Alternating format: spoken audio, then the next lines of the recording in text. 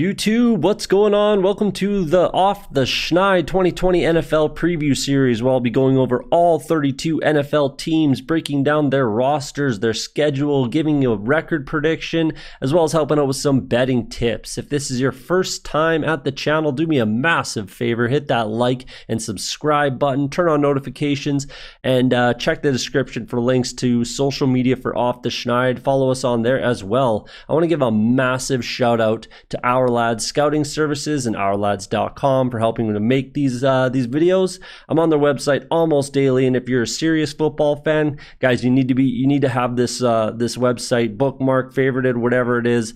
Helps me at draft time, fantasy football purposes, when creating bet slips, as well as DFS lineups. It's your one-stop shop for NFL scouting services. There's a link in the description for OurLads.com as well as the social media. Do me a favor again, hit that like and subscribe button. But enough of that. Let's get to your favorite NFL football preview. All right, let's take a look at the Cleveland Browns for the 2020 season. We'll start on offense as always. At the quarterback position, we got Baker Mayfield. This is a big season for Baker. And I think they decided, obviously Kevin Stefanski decided to hedge his bets and bring in Case Keenum as a very capable starter if need be, to back up Baker Mayfield just in case anything goes wrong.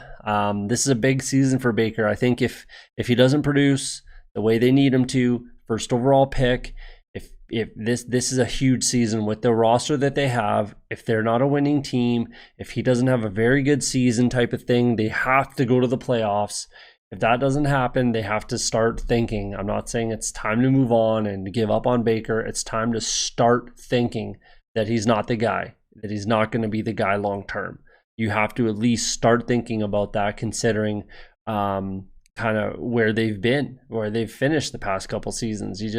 You can't just keep hoping. I mean, you're gonna end up a very mediocre, stuck in the mud team if that's what happens. I'm not saying that I think Baker Mayfield is the guy, and I think Baker Mayfield will be the quality starter that they drafted him to be. But this is the season. This is a big season for that to happen. Obviously, just like Sam Darnold, they're both in the same position, and it's a very warm seat. And if they don't have the seasons that the teams, their respective teams, need them to have, they will start thinking about moving on. That's just what's going to happen. But again, I think both of them are the guy. But they obviously hedged their bets, bringing Case Keenum, who can be a capable starter if need be. They have a very, very, very talented backfield, even with Andy Janovich, Kareem Hunt, Nick Chubb. That is deadly. That is dangerous. They also have Bill Callahan, who's one of the best offensive line coaches in the league. And that's a very good offensive line. They had their starting left tackle, Greg Robinson, get into some trouble in the offseason. So obviously they had to fill that hole and draft one in the first round. They get Jedrick Wills. A lot of people think Wills is going to move over to the right or the left side with the Browns, or with any team for that matter, but obviously with the Browns, I think that Jack Conklin is the guy. I've been saying it for the entire time of this podcast. I think Jack Conklin is the guy that moves over to the left side. He played left tackle in college. The only reason he was on the right side in Tennessee is because they already had Taylor Lewan, who is a very, very good left tackle. I think Jack Conklin is more experienced, obviously. Played the position. He knows NFL rushers, pass rushers. He knows how to handle these guys a little better than Jedrick Wills. Wills played on the right side in college. It's just an easier transition, in my opinion, to have Jack Conklin play the left side to start. I mean, I'm not saying it's a long term and that's how it's going to be forever, but I think that's what I would do. That's what I would do in Jedrick Wills' first season. Is do that. And then they got some decent backups. Chris Hubbard's all right, and then Nick Harris was a very good draft pick in my opinion. I really like Nick Harris and what he can do out of Washington. I think he'll be a quality backup and a plug-in guy if need be. Probably fill in at either guard position or center, obviously, as well. They have probably the best trio, the best duo. Well, I guess the Bucks are up there as well. But it's between the Browns and the Bucks for best tight end trio for pass catchers. David Njoku is back from injury. They signed Austin Hooper to a record deal, and then went out and Harrison Bryant kind of fell into their lap. He's not really a very good blocker, Harrison Bryant, but he had 1,000 yards receiving in his senior year of college. So I think he's definitely he's a guy that I think a lot of teams should have looked at, and I thought he might have been the first tight end off the board, but he kind of fell into the Browns' lap and they just scooped him up. So, but the big thing about the Browns is going to be Odell Beckham Jr. Juice is a fantastic receiver. Jarvis Landry, I really like. I really do. I think his stats have been there his entire career. He's a possession receiver. I think he's great. I really like Jarvis Landry as a receiver. I really do. Rashard Higgins is a quality backup. I really like the drafting of Donovan Peoples-Jones. I think he's gonna be something. He's good. I really like him. He ran a 4.48. He's out of Michigan, so he had Shea Patterson throwing the ball. He's not going to throw up huge numbers with Shea Patterson as a quarterback. I just am not a big believer in Shea Patterson, to be honest with you. But it's gonna come down to Odell. The fact is, he has not been the same since he broke his leg a couple years ago. He has not. So is that what it is? Is it him? Is it the team? Is it the coaches?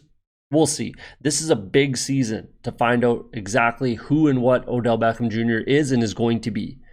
So if he is not a 1,200-yard, 10-touchdown guy, he's not a number one, top tier wide receiver anymore. I'm not saying he's not, a quality wide receiver and he can't be a contributor. I'm not saying any of that. I'm just saying he's not going to be paid at the level that he's being paid at right now. And he's not going to be a top tier wide receiver. He's not going to be, a first round draft pick or second round draft pick in any fantasy league anymore. It's just not going to happen. This is the year that we're going to find out. So this team is extremely similar to Kevin Stefanski's former team, the Minnesota Vikings. They got a good offensive line, good running backs, good tight ends, decent wide receivers, at least two, just like the Vikings had last year. Very similar. So I to be honest, I kind of expect similar results. I really do. Especially, Bill Callahan. I think they're going to run the ball extremely well. Nick Chubb, I think, led the league in. No, Henry did, but it was the last week 17. I think he took that, but Nick Chubb was right up there. He was right up there. I think he was second overall in the league in rushing yards. And Kareem Hunt, when he came back from his suspension, was fantastic. He was fantastic for the team. So I think he'll steal some more touches from Nick Chubb. But I still think Chubb has 1,000 yards rushing. Hunt probably. I don't think it's a stretch at all to say he has about 1,200 total yards. I think he catches the ball a lot more than Nick Chubb. So this offense is pretty complete. There's really, the only holes, I guess, are kind of at wide receiver, but the tight ends make up for it. So I think they have a very, very, very complete offense. Very complete offense. There's really not a lot of holes, and there's a lot of things that they can do with this offense. It gives Stefanski and Alex Van Pelt a lot of flexibility and a lot of freedom to be able to do a lot of different things. So I'm excited to watch the Browns play and see what they kind of come up with the talent and the personnel that they have. So that's their offense. Let's pop over to the defensive side of the ball. Obviously, Myles Garrett's coming back after the Mason Rudolph incident. Larry Ogunjobi, Sheldon Richardson, Olivier Vernon, grabbed Adrian Claiborne, drafted a potential first round pick. He wasn't, but potential first round pick Jordan Elliott. They grabbed a still super young Andrew Billings from my Bengals. They got some firepower on the defensive line, especially obviously Myles Garrett. He is a beast. And I mean, that is a little bit of a weakness. They don't have two, like Adrian Claiborne isn't really that much of an issue anymore. He'll probably finish the year with about five, maybe 6 sacks, something like that, which is quality as a backup and a rotational type of a player. But I'd be much more nervous. Vernon and Garrett make me much more nervous for sure. So, but they can get at you up the middle as well. So the biggest weakness on this defense for sure, not even close, is their linebackers. They grabbed Jacob Phillips in the draft. Mac Wilson and Taki, I don't mind. There's nothing wrong with those guys. If they could take a huge step forward this year, actually, and make me look like an idiot and make me look completely wrong. I still think that they're the weakness as of right now, but they're young, they're quality, they're talented. They could definitely take a step forward. Denzel Ward and Greedy Williams, I think they're very happy with that duo on the back end. But if there's an injury there, they could be in some trouble. Terrence Mitchell is, I don't know, he's okay, but he's getting up there in age. Maybe he's not. He's only 28. I'm thinking of somebody else. But so I guess he could still get the job done there. Excuse me. And then Donnie Lewis out of Tulane. Their safeties are very good. Grant Delpit kind of fell into their laps as well. And then Carl Joseph, big, heavy-hitting, strong safety, roaming the backfield there. So the backfield's pretty quality. I don't mind those guys at all. I thought Terrence Mitchell was in his 30s. I'm thinking of someone else. Denzel Ward is very good, and I think Greedy Williams takes a step forward this year. So this defense is quite good. I do like this defense a fair bit. Again, if there are any weaknesses, it's going to be at linebacker, and if they have an injury at corner. If Greedy Williams and Denzel Ward go down, I think teams will be able to exploit them a little bit in the passing game. So we'll see how that goes. Joe Woods, I think, is a pretty rookie defensive coordinator. I'm not positive if this is his first year. I believe it is his first year as a defensive coordinator, but I could be wrong on that. So don't hate me if I get it wrong. But all in all, yeah, the Browns have a quality team up and down. There's not a ton of holes, and the ones that, they're not screaming horrible holes, and they're not going to destroy this team by any means. So this is a big make or break year for the Browns. It's a huge year. They have to produce. They have to be a winning team. They have to be a playoff team. They really do. Anything less is pretty much unacceptable and would be a complete failure of a season. It would. That's just the facts.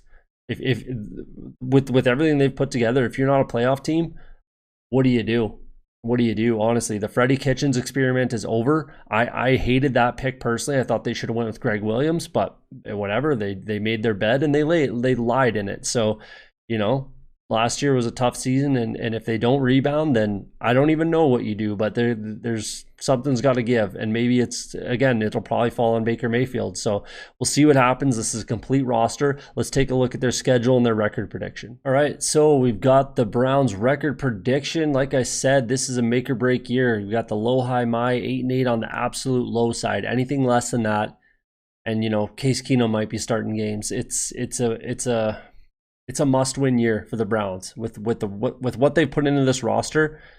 8-8 would be a failure, in my opinion. So 11-5 is possible. I could see that potentially happening, and then mine is 9-7. I could see them going 10-6 as well. It depends on how it kind of goes. If they can kind of get ahead of the game and gain some momentum type of thing, that will obviously help them quite a bit. So let's take a look through their schedule. On the road, week 1 at Baltimore, I don't think they get that win. They beat Baltimore in Baltimore last year, so the Ravens are really going to come out hot in that game, I think, and they're going to want to get that win, and I think they ultimately do get that win. So I think they start 0-1. I think in Cleveland on a short week, I think they get that win against the Bengals. I really like their chances there. And then at home again against the Redskins, that's going to be a test for them because that defensive line is fantastic for the Redskins. But I definitely think that they get the win. Ultimately, I think they get that win. At Dallas, that's going to be a really tough one because Dallas's offense is going to, unless if Dak holds out and Andy Dalton's the starter, the Browns probably get that win. If Dak's playing, I like the Cowboys at home there. So 2-2 to start the season. Well, my predictions are kind of like, I break the season up into quarters. Most people do. And if you're 2-2 in the first quarter, you're not building a ton of momentum. And then, the schedule doesn't get a ton easier after that. At home against the Colts, I think they get that win. I really like them to win that game at home. If it was in Indy, it might be a bunch different. But at home, I think the Browns can get that win. But then at Pittsburgh, that's going to be an emotional game. That's going to, Rudolph likely won't be playing that game, but Myles Garrett will be. So it's that's going to be an emotional game and a tough game. The Steelers are going to be extremely motivated to get that win, extremely. So that should be an interesting game, but it's a tough game, and they could very well be sitting 3-3 at that point. At the Cincinnati, I think they probably have a pretty good shot at getting that win, but in Cincinnati, the Battle of Ohio, I think the Bengals have a chance for sure. You can't say they don't have a shot. They definitely have a chance to win that game. At home against the Raiders are going to be a very good team this year. Mark my words. The Las Vegas Raiders are going to be a very good team this year. So that's going to be a tough game, even though it's in Cleveland. That's a tough game. Week 9 bye week. That's fine. They're a veteran team for the most part. I don't think that they need to have an early bye week. For a team like this, a roster like this, I would probably, if I were them, I'd probably rather a later bye week. Get that extra week of rest a little closer to the playoffs, because they absolutely expect to be a playoff team, and they absolutely should be a playoff team. But either way, it's week 9. At home against Houston, I think that they can definitely get the job done there. I really, really think that they can get the job done against the Texans at home, especially. And then at home against the Eagles, that's a very tough game. The Eagles are very comparable, in my opinion, to this team. They're very comparable. So it could be, that's an interesting game. But at home, you always gotta factor that in. But it's kind of a coin flip, that game, to be honest. And then at Jacksonville, they definitely need to get that win. Those are the games that you absolutely have to win, even though it's on the road.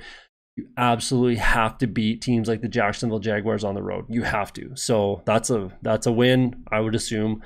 And then the Titans, I think, again, I've said it before, I think they take a bit of a step back this year. So that's a very winnable game for the Browns. A very winnable game, especially if there's an injury to that team.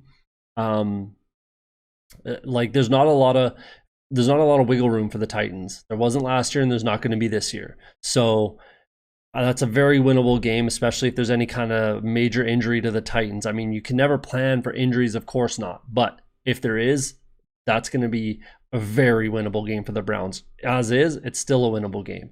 And then at home against the Ravens, I like the Ravens quite a bit this year, so I think that's going to be an extremely tough game to get the win, even though it's at home. At the Giants, we'll see how the Giants season's going. It's pretty tough to predict or project how that game's going to go in May. If the Giants do progress the way that I think that they can, that's a tough game. That's going to be a tough game, especially at that point in the season. Then the Jets in New York. Again, so they're back-to-back New York games. That's a very winnable game for sure. Absolutely, they could go into New York and get that win against the Jets. It depends, again, on how their season's going. I don't expect the Jets to be a playoff team at all this year. So that should be a must-win for the Browns, and one that they should be able to pick up, in my opinion. And then at home against the Steelers, I'm calling it a split with the Steelers, and they get that win, maybe lose in Pittsburgh in a very emotional game. So, you can kind of see where I'm getting my projections from. The 6-1 on your money for a division win. I like the Browns to win the division more than the Steelers. I would bet on the Browns before I'd bet on the Steelers for sure, hands down. Even though I'm a Bengals fan, I'm not touching the 26-1, but 6-1 for the Browns. If you really believe in them to win this division, the Ravens are best team in football. I mean, sorry, the Chiefs are the best team in football, but record-wise, the Ravens were the best team in football last year, and they only got better. So that's gonna be tough. You're taking a lot of risk if you're putting your money on the Browns to beat the Ravens for the division this year, I think. But I think at 9-7, they would definitely be in the mix for a wild card spot. If they can get to 10-6, and then we'll know where they're kind of sitting at their bye week. If they're sitting there at kind of 4-4, you have to be 4-4 in my opinion. You kind of have to be 4-4 at that point to kind of go on that run. If they're sitting at their bye week at 5-3, they're very happy with that. Very, very happy with that. And that should kind of put them in the projection of 10-6, 9-7 type of thing. But either way, yeah, it should be an interesting season for the Browns. And I've said it multiple times. It's a make or break season. It's a must win season. They have to be a playoff team. They absolutely have to be a playoff team this year. So we'll see how it goes. Let me know in the comments what you think. But there's your breakdown of the 2020 Cleveland Browns.